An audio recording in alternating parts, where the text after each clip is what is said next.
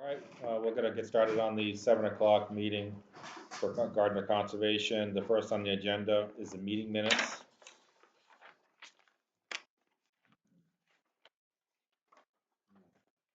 Yeah.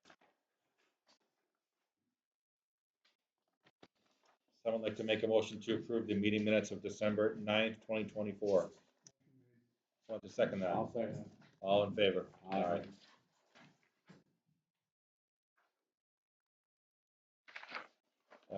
Any other updates you'd like to discuss about the sludge landfill? Justin, other than your meeting tomorrow? Other than my meeting tomorrow, no. All right, 36 Nicole Terrace is coming back with a plan on the 27th.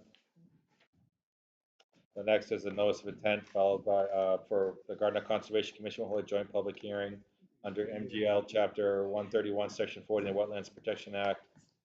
A notice of intent filed by BSC Group on behalf of North County Land Trust, Incorporated of 325 Linda Lab, Leominster, 01453 for proposed gravel pit stabilization project off of Keys Road.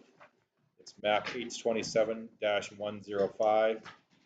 A portion of the proposed work is set to occur within the buffer zone of a certified vernal pool, as well as that of a several bordering vegetated wetlands. How are you today? Good. Paul Martin with BSC Group, here representing North County Land Trust. And if you've all looked at the NOI filing, this is a pretty interesting and neat project to be working on.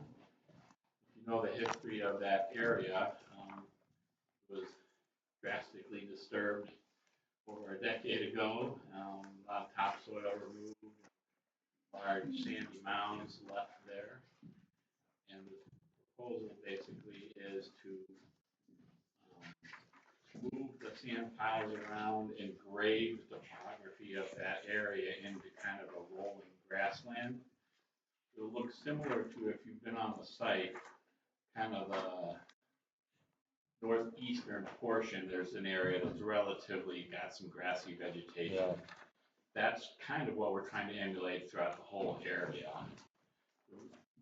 One of the reasons to do that is sand plain grasslands are a very rare habitat in Massachusetts, and they are very beneficial to two federally endangered species, grasshopper sparrow and upland sandpiper that nest in grassy areas. And most of that activity in Massachusetts actually happens at airports because of the large amount of mowed grass area. So our proposal is to come in, and there will be a little bit of tree clearing on some of the mounds that have developed trees since they were mounded up. That work is outside of your jurisdiction, actually. The only work that's really in the buffer zone is some of the grading and soil movement. And there will be sediment erosion controls placed along the vernal pool and the BBW to make sure that as they're doing that earthwork, there'll be no stormwater runoff carrying sandy material. But the sandy material is fairly coarse. It's not really prone to a lot of movement. Is any of that imported in, or is it all there? Or you didn't test to know? Nah, I can't remember how. Anybody remember? We don't think it is. Because if you look at the western side, there's 20, 30-foot high slopes. So it's probably, even before the previous developer, was a sand and gravel operation, I'm guessing, maybe 20, 30 years ago. No, it wasn't. He did all that excavation. Right. It was not disturbed. So it was all local, but it was all just collected It was there. all that property was owned by Simplex. And the only thing that was there was a ball field there years ago. And I can take you, I can show you where it is if you want, yeah. But there was nothing disturbed out there. Okay. Right. So the area that we are disturbing is outside of the no disturbance component of the buffer zone. Yeah. We did identify that there will be vehicular traffic on the existing paved road coming onto the site that goes over an area where there's some culverts and then there's a budding BVW. But the road is wide and there's no need to do any upgrades or touch the road at all. So whatever personnel are moving in and out won't affect the wetlands. The intent, there is I think we calculated 37,000 cubic yards of soil that's kind of in those mounds that will be redistributed on site to make more of the rolling topography. But there's no intent to move any material off site. So we won't be carrying stuff through roads or moving stuff where it could accidentally fall off a little bit off a dump truck or anything. And then once the grading is all done, we're proposing to just leave it for 2 years to see how much natural revegetation, because there is that seed bank in some of the existing area. Yeah. And then that'll also give a chance to see where there might be a need for seeding augmentation for grassland species. But to just go in there and seed right off the bat, rather than just waiting for some natural amount of seeding, isn't really necessary. And again, once the grading is completed, the soil will be relatively stable in place, and it's very porous. And then we also provided the stormwater report that showed how well everything infiltrates. The guy did build a stormwater basin that was sized for the previous development, so there is a fairly large portion of the site that is captured in the basin. It's not really needed under these conditions, but it's there. And I don't know, you're here if you want to say anything on behalf. Yeah, so that pretty much summarizes the project. We are planning to assess for additional planting pretty much as soon as the site is graded. You don't want to plant too quickly because the harsh conditions actually are beneficial to this habitat type. So we're thinking of potentially doing some small block plantings within the next year or so, but very minimal planting to keep the conditions harsh for these types of plants and to make sure we let the land do what it's going to do best. I haven't been out there in a little while, but are you seeing a lot of people out there? There are almost always people hiking out there pretty much every time I'm out there, so Yeah. it's become a nice recreational area for sure. Anybody out there with ATVs or anything? Because when I was there, I saw a lot of tracks. Yeah, fortunately, they do seem to like those mounds to ride on, so I think once those mounds are gone and it's more level surface, it won't be nearly as enticing to go play around on. Think about putting any cameras out there or anything? Have you talked to the police department? I'm probably like, I know I'm asking craziness, but I'm just, when I was there, I could see the tracks everywhere and I'm like, it's so disappointing. Yeah, so we actually have had probably 2 years ago now. That's probably when I asked the last time, actually, now you say that. It was there. We just had an uptick at that time. We've been able to decrease the traffic quite a bit. We felled some trees from the power lines. I mean, from the railroad tracks. Yeah. There were some like pretty open areas you could tell they were coming in. We had a couple of trees felled in those areas. That's decreased the traffic quite a bit. There's really only dirt bikes coming in, no ATVs. It's really dirt bikes. I'm seeing the same thing even around Pearly Brook. Yeah, I mean, It's unbelievable. the traffic has decreased quite a bit. The police department has told us there's almost no point to putting cameras up because often they don't have license plates. So there's no chance they're really going to catch anyone. Although we've sent a letter to one of the neighbors in the neighborhood who we know has had a dirt bike out there. So we're doing what we can to try to deter it, but hopefully removing the large mounds will help. Yeah. Not as fun to ride on flat ground, so. If you were to increase the grasslands, what area you're looking at?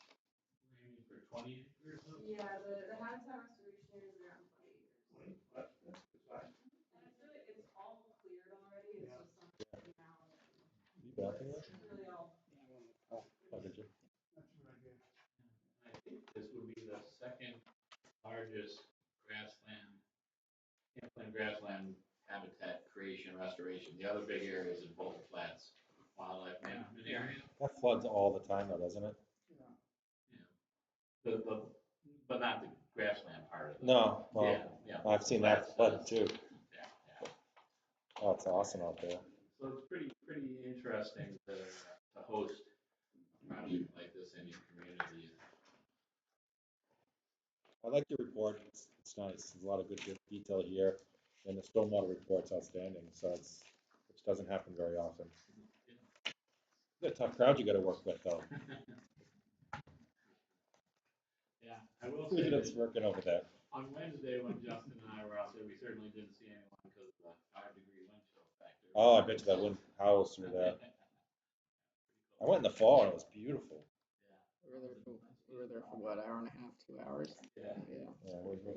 yeah. Oh, yeah, Yeah, because we're still waiting on that. yeah. Good question. Go ahead, Dave, sorry. Are you planting any trees or shrubs? This is where I was confused on. There's only one area that's being planted. There's a slope, right now it's a much steeper slope, but it's mostly gonna be filled in that pit area. There's gonna be some plantings for erosion control there.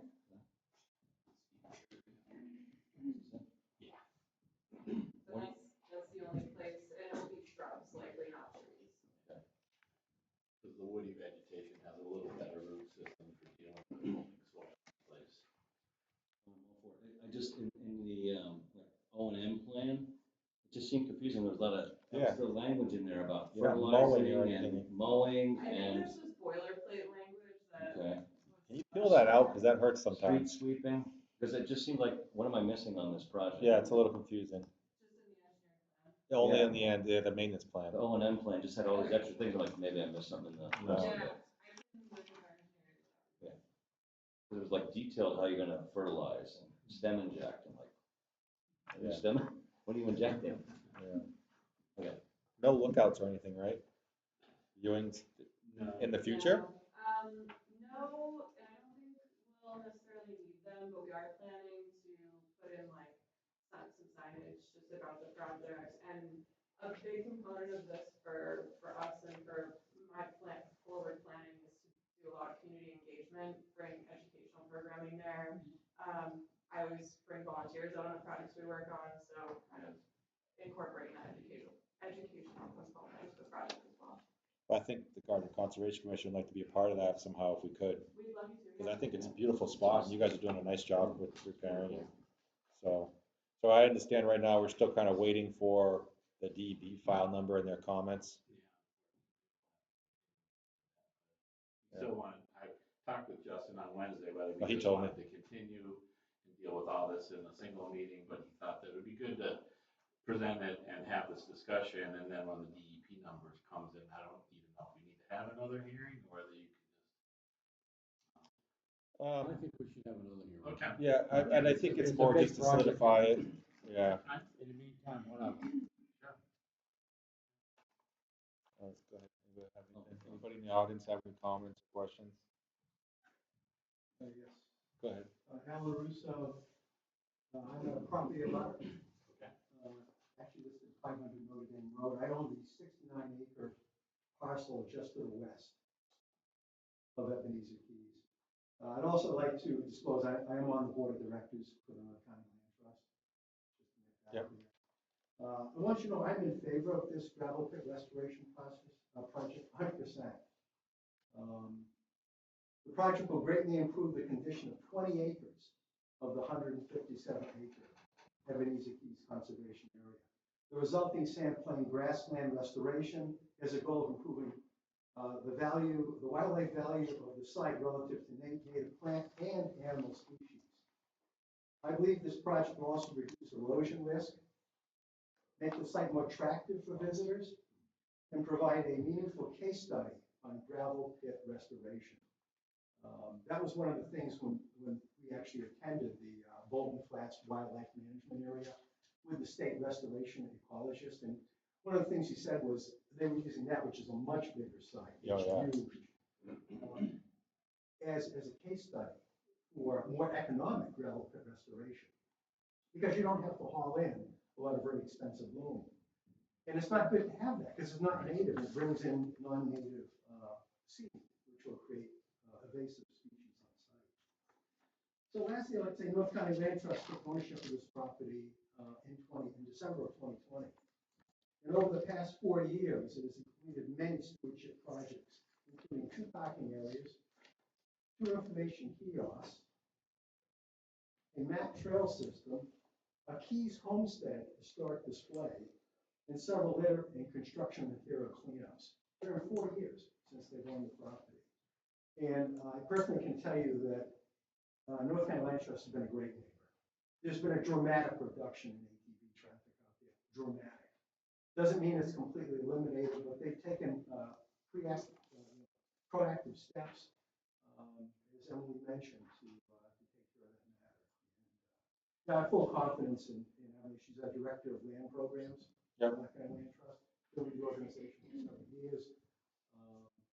Done a lot of work on this site and our other conservation properties. So, as a property abutter, this is probably the best example of good environmental and conservation work in that particular area.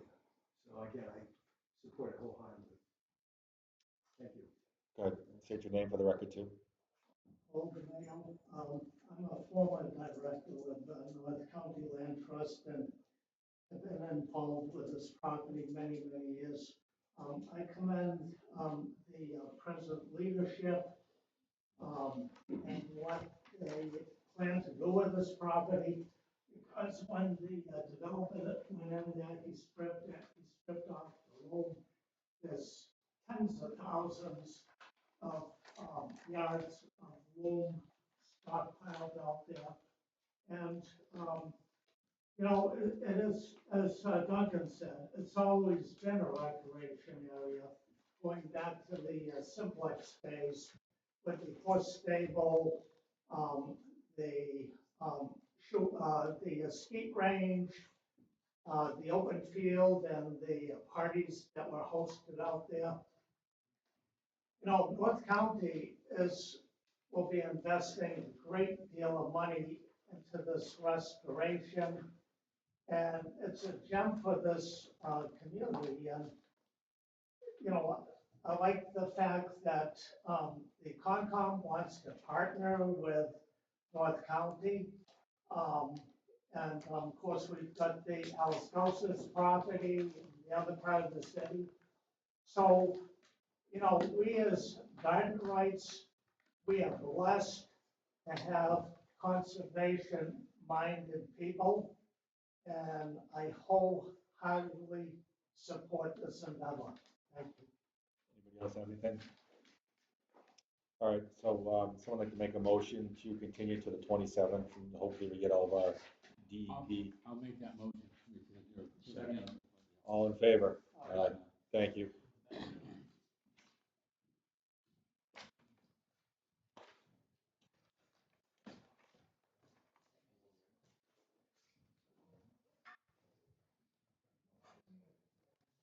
All right, we talked about 170 Mill Street already. They were going to continue that. And then our next meeting is the 27th. Anything else under new business? Anybody on the commission have anything else under new business? I will not be here on the 27th, so I'm hoping, yeah, give me that look. I'm hoping David will take over. So again, we're short commission members. So Corinne's sick, she did let us know. So commission members, do what you can to make these meetings and let us know right away if you can't, if you're traveling, if you're sick, what have you. But again, we're doing everything we can to get here until we can get some more people on the commission. Would someone like to make a motion to end tonight's meeting? Second? All in favor? All right. Thank you, everybody.